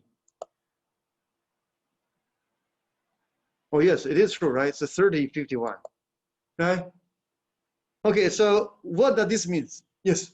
Quick question on the education part of H2 export, how do they measure that? Is it based on literacy or like standardized tests? Wouldn't that be pretty disparate between countries? Excellent question. So they look at typically they look at schooling. So we have one chapter. We are going to look at that. So I'm going to show you lots of statistics. Like they look at the average schooling. They also look at literacy. And then furthermore, they may want to look at the gender difference of literacy. So those are indicators. For now, make sure you understand so why they include education in these indexes. Right? Let me repeat myself. So better education, better opportunity, and a better education. So help you to enjoy the modern society. Let's say, for example, just give you a crude example. If I'm completely illiterate, right? And then so I'm going to have hard time to travel, right? And even stay at home, so I probably won't enjoy most of the movie people watching, right? And I probably have hard time to communicate with my neighbors, and I won't derive any pleasure from visiting the museum. So in that sense, education is important, right? Okay, and what does this tells us? So one country they can rank fairly high in GDP, but rank poorly in HDI, like Turkey. If that's the case, meaning so they are doing poorly in other aspects. For Turkey, probably most likely they are going to do poorly in social indicator, right? So probably they have less freedom compared to United States, right? Or so they have higher inequality, right? Or they have shorter life expectancy, right? Because they may divert all the resources towards improve the GDP at the cost of freedom, at the cost of better education, at the cost of better public health. On the other hand, so you have a poor country. So yeah, their GDP may be ranked very low, but they may slightly doing better in HDI. That's a good sign. So they may be in a transition. It just takes time for them to reap the benefit of better education, because education is a long-term process, right? And finally, I want to say, so for high-income country, typically these two indexes track each other. This kind of suggesting or echoing why the first generation focus on economic growth. Right? So once you have economic growth, and typically the other aspect or qualitative will catch up automatically. But this probably is going to happen faster in a advanced stage of economic growth. So that explains why for Canada, so the discrepancy between these two indicators is smaller. All right. And here, so they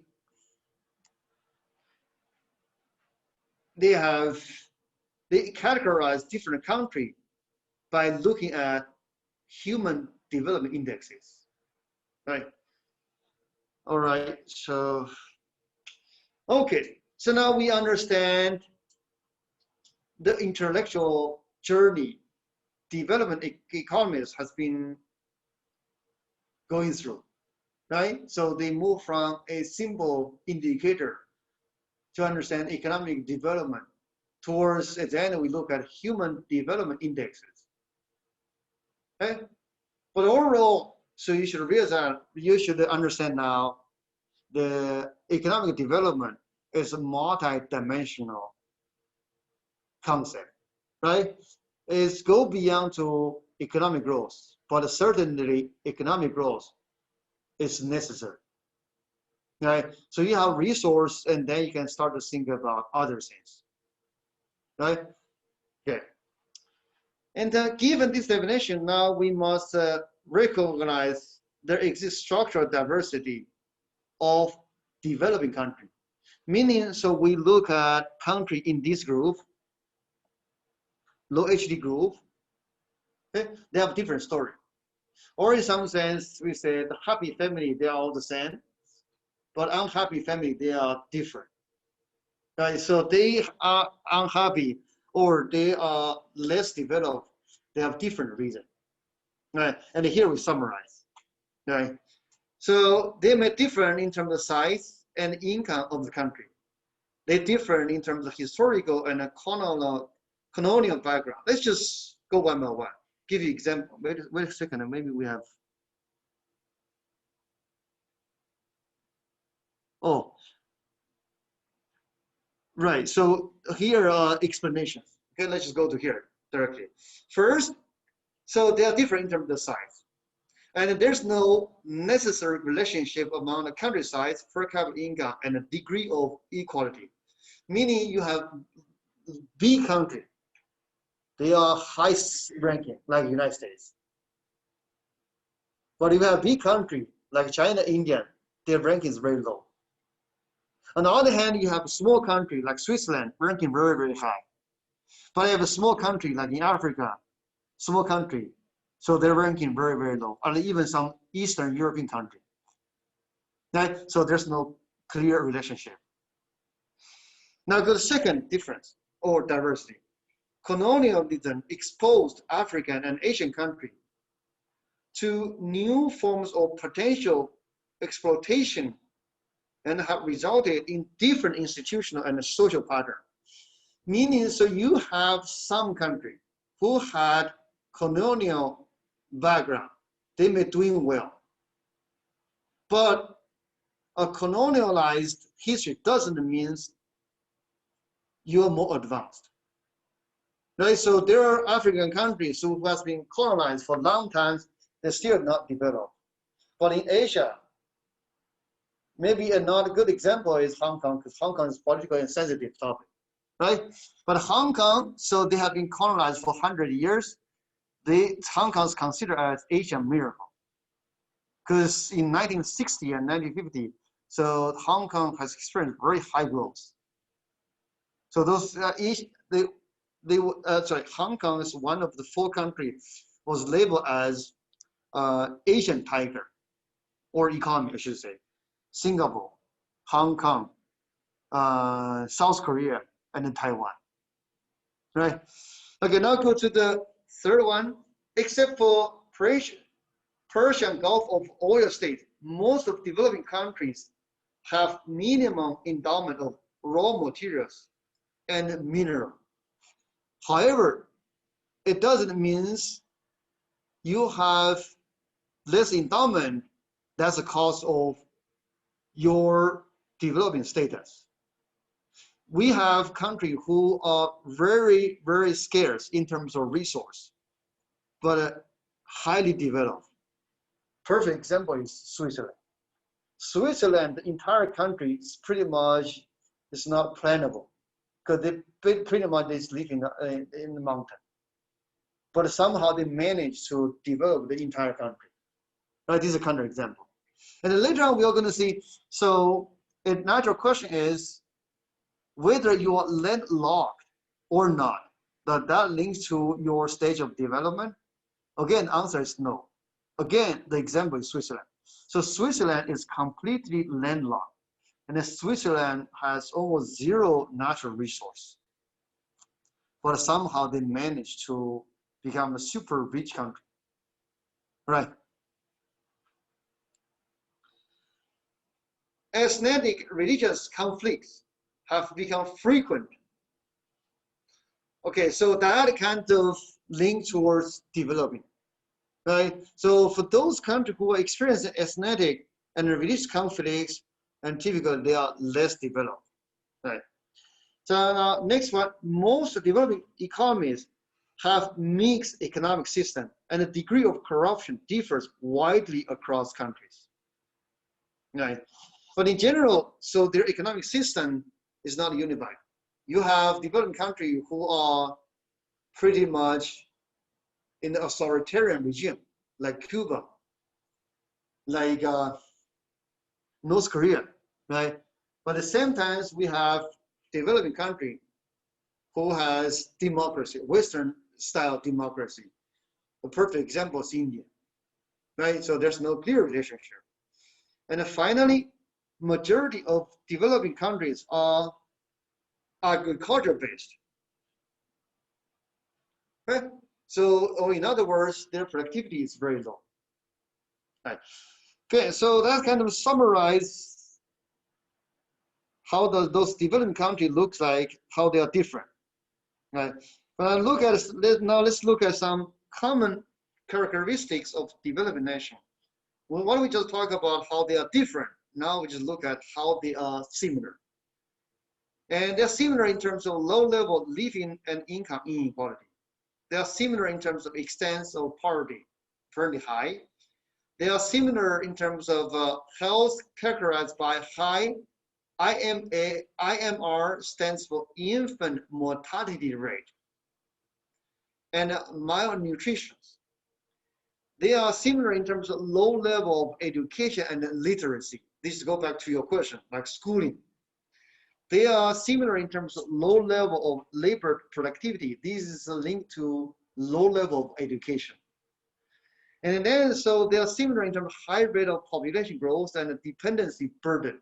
And why they have high rate of population growth? Because they largely is agriculture based. People are less educated. In some sense, the family relies on children to help the family, right? And also because women or girls, they're not empowered.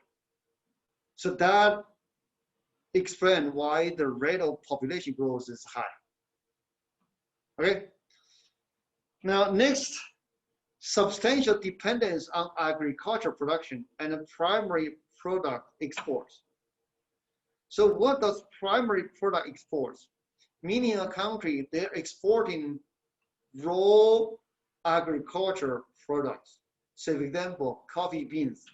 Say, for example, rice. Say, for example, avocado. So there are very little value added.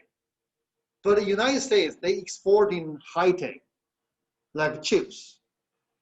Okay? Or think about Switzerland, they exporting service, they exporting pharmaceutical equipment, right? So what kind of service they exporting? They exporting banking. Right? So those are developed countries. They have high profit margin. Right?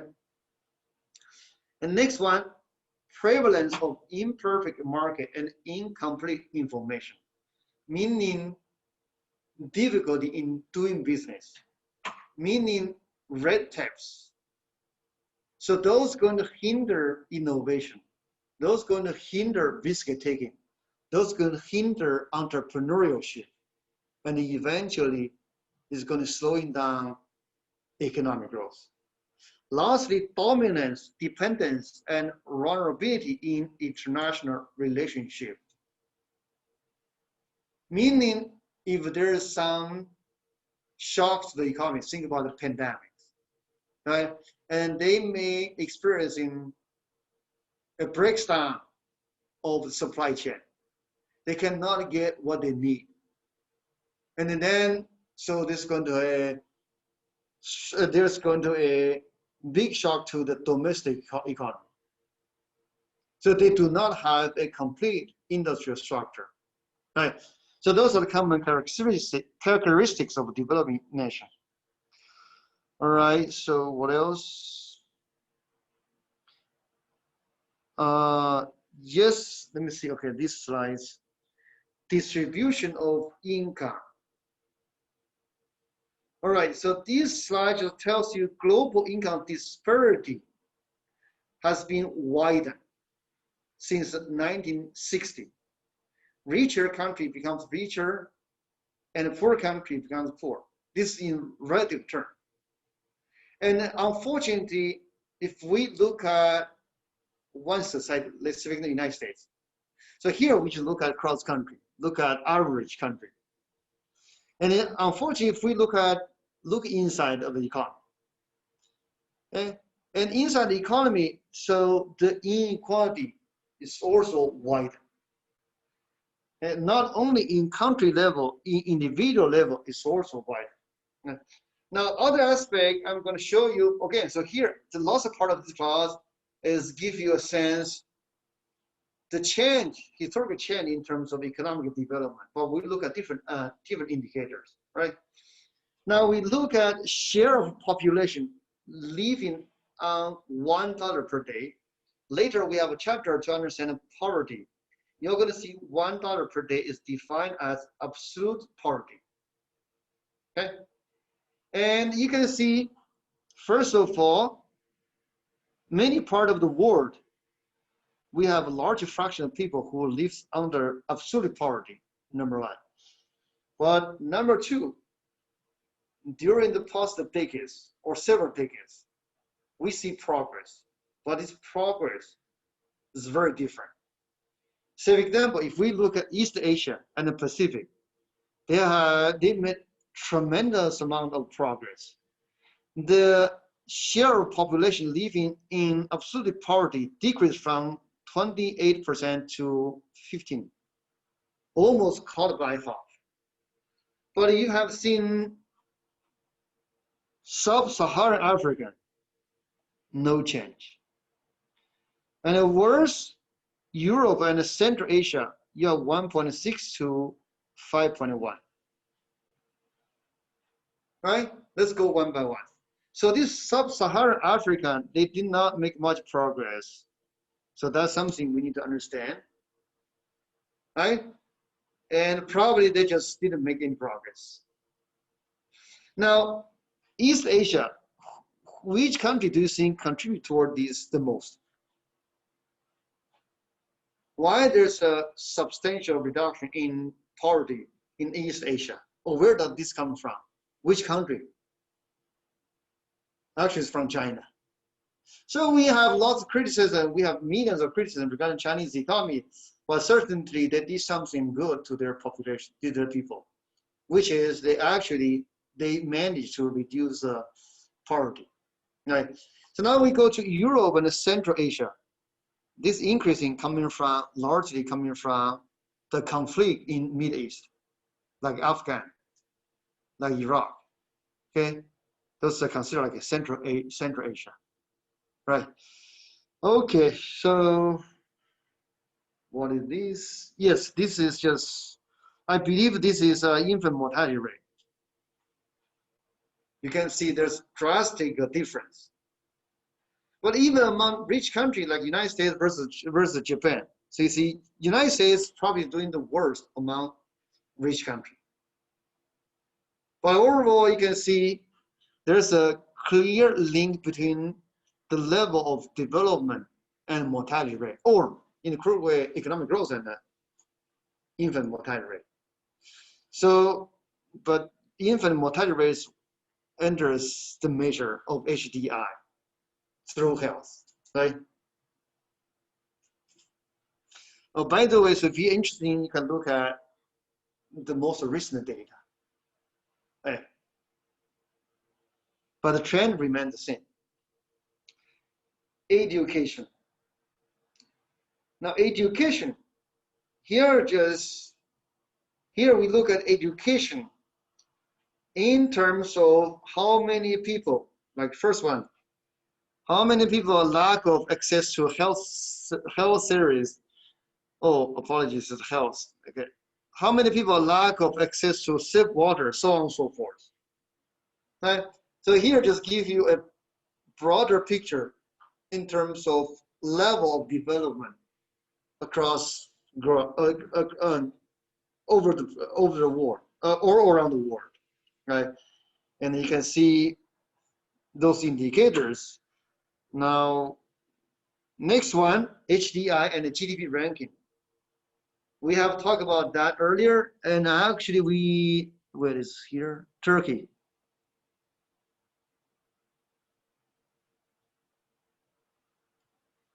Right? So Turkey, so GDP, let's see, so I hope I have their ranking of GDP. All right. So this just means their GDP ranking is 61, but their HDI ranking is 82. And then so here we can actually see what drags them down. No, unfortunately, you cannot. We can only see the indexes, but we don't know which which aspect they are behind. But anyway, just back to the earlier discussion we have. If we look at this group, the disparity is fairly small, right?